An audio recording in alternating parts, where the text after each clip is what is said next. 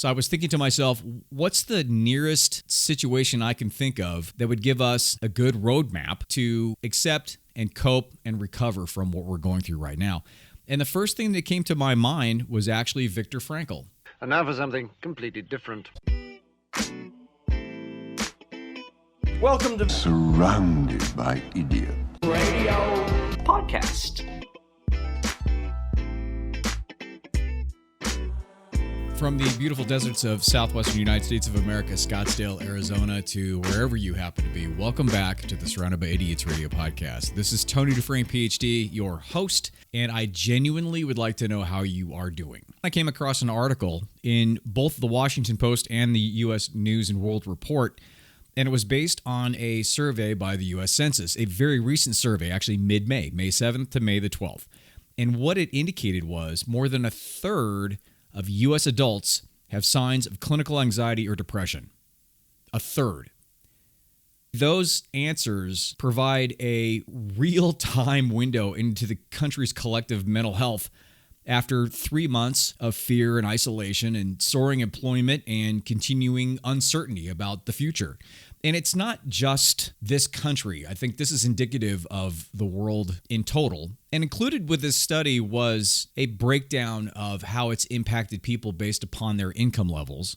And not surprisingly, the lower income level people were way more impacted, whereas the people making over 150 grand a year, 60% of them actually said they're fine, which of course makes perfect sense. There's more level of stability and a greater potential to ride something out long term. Now, with that, I did read something from the Bureau of Economic Research that indicated that they anticipate 42% of the people that have been laid off or unemployed will not be reemployed, which is frightening. And I don't think that that is particularly the case, but it does represent the stark realities of the unknown that all of us have. So with all of these feelings of depression and anxiety, researchers have projected that without intervention, the country's poised to experience a rise in suicides, substance abuse, and overall deaths. And the most difficult part about this situation is it's totally different from something like a nodal event that we usually experience, like 9/11 or a tornado or a tsunami, because those situations happened and then they ended and then there was an aftermath and we could deal with it at that time. Whereas this current situation, we still don't really understand it to the point where we can control it.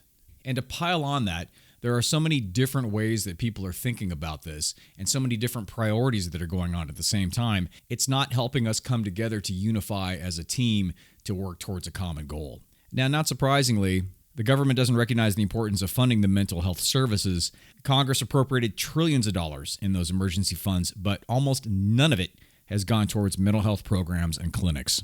And again, like I had indicated, it's not just the United States, and I'm sure where you're at, you have seen some level of this. I found a recent article in the UK version of HuffPost, and it was called, "Where Has My Motivation Gone, and How on Earth Do I Get It Back?" So I thought I have to read that one, right? And there was a psychotherapist quoted in the story, and her name was Lucy Beresford. And she said that there was, in the UK, there was a definite shift 2 weeks ago among her clients. And the collective dip in motivation became way more apparent after Boris Johnson's announcement of the gradual easing of lockdown restrictions. Because, again, it's not like something happens and then it's over and then you just start cleaning up and start dealing with the aftermath.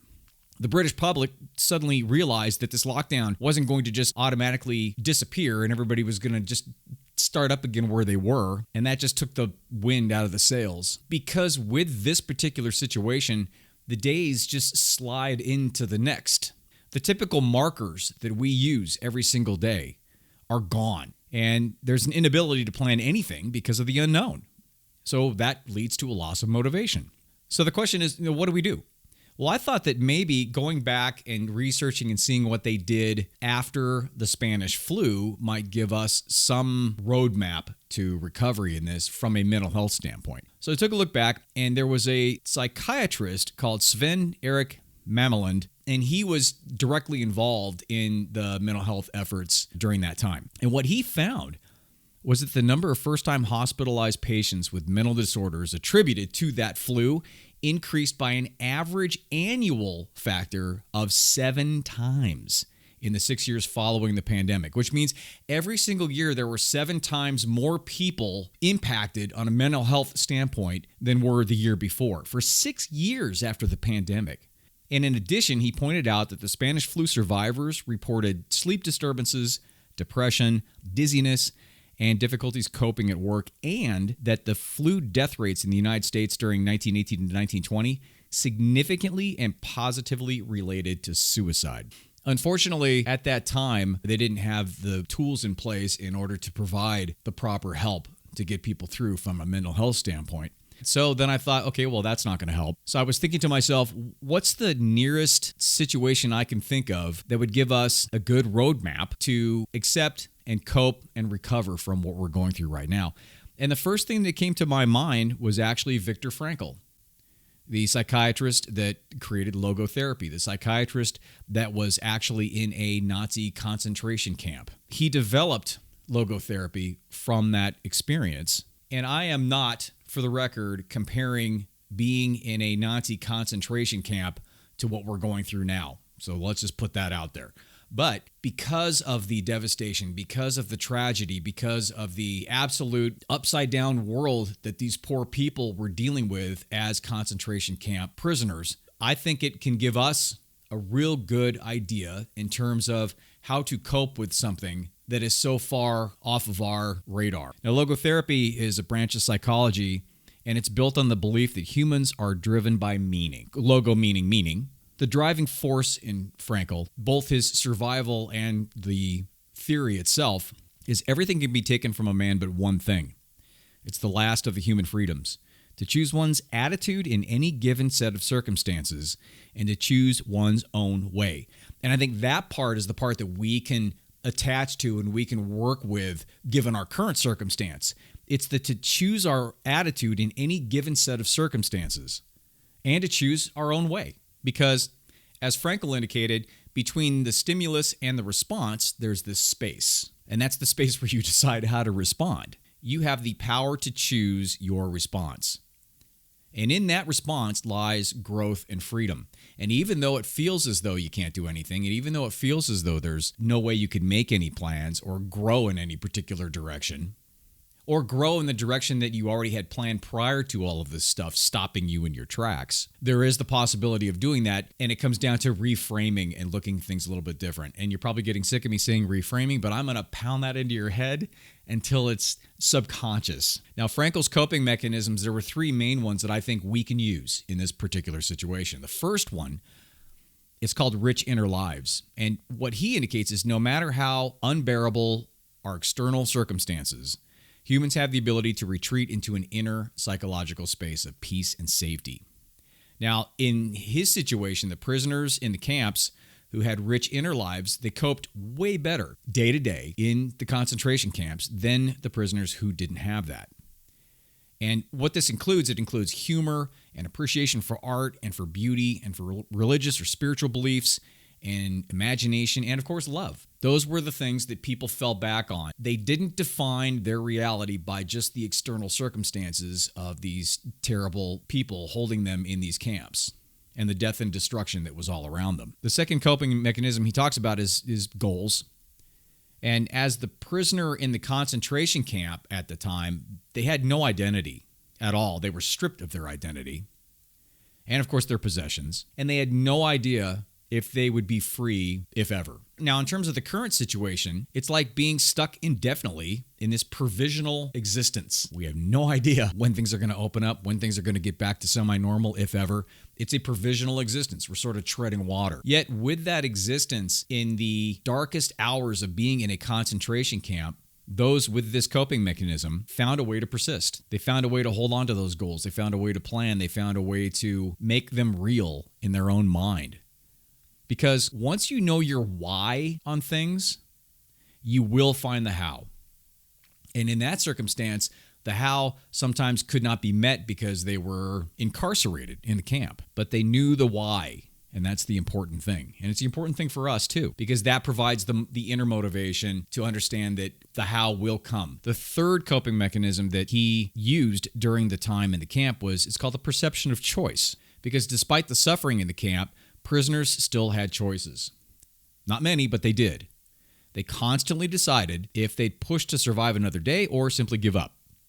Now, they chose whether to let the camp degrade them to an animal or stay true to their human values and their sense of self. That's the choice that you have and I have outside of the terrible concentration camp. But you and I have the power of choice to refocus and to not let this particular abnormal situation define us and where we're going on our next step. Because their daily choices, including how they chose to interpret their situation and respond to them, defined who they were as a person. And that we can use. Again, you may feel beaten down a little bit. This 34% of people do. But it's not about the beat down. It's about the understanding that that's the case, the understanding that you don't feel great, and reaching out or working on yourself to the point where you understand it's a temporary situation and you can move on from there. We all trip and fall, but it's a matter of getting up. So my call to action is again based on reframing, with the first step being a morning reset. Because we don't know what's going to happen in the next week or 2 or 3 or 5, or let's say they do open stuff up and everything goes okay, and then 2-3 weeks later, things go completely to hell because it's going to spike again, which historically it's going to. There were 4 spikes in the Spanish flu. The second spike was in August, and that was the worst one. And it's because everybody got lackadaisical. Everybody got frustrated and impatient, and they opened up too soon. And that's exactly what's happening right now. So expect some level of that to happen. Now, with that, every morning, getting up, understanding you've got a morning reset. What is in front of you that day? And what's the step that can build you towards where you're going in the context of where you're at now? You can't go into work, or you don't have a job, or you're not going to school, or you've got 2 kids you have to take care of. What is it that you can do to modify and continue to make your life easier? Because everything is about adaptation. And it's a new gig. When you're dropped into a new job, do you expect just to know everything and to be fluent within that system and to be super efficient? Of course not. So this is the same thing. You get dropped into this situation where you had no idea you would ever be dropped in, and it's a matter of adaptation. So remember, first step is the morning reset, and it's based on what you know right then and there. It's not based on speculation. It's not based on your anxiety in terms of things will never happen. It's not based on forecasts that things will open up or they won't open up. It's based on what you know, what's in front of you that day. The second step is to develop an action plan based on that knowledge. The third and the last call to action on this is called the tribe touch. We can do this alone, but it's a lot more difficult. We're all in this together, and make sure you do at least one tribe touch. And I talked about this, I think, last week or the week before, in regards to taking that 20 minutes and just calling somebody that you were emailing, somebody that you haven't emailed in a while. It makes a huge difference. And it's important for people to know that we're all in this together. Number 1, morning reset based upon what you know. Second step is developing an action plan based on that information. And the third thing is to reach out and touch your tribe. Hope things are great. I hope that helped. If there's any questions or concerns, if you have anything having to do with this or anxiety or depression, send me an email. We can chat back and forth. It's Tony@javabud.com. You can go to the website, javabud.com. I also have the YouTube channel up. If you guys are watching, thank you. And Alexa Flash Briefings. If you want a copy of the book, shoot me an email, Tony@javabud.com. I hope things are great. Take care of yourself and take care of your people. And we'll talk soon. I don't want to be alone. I'm calling all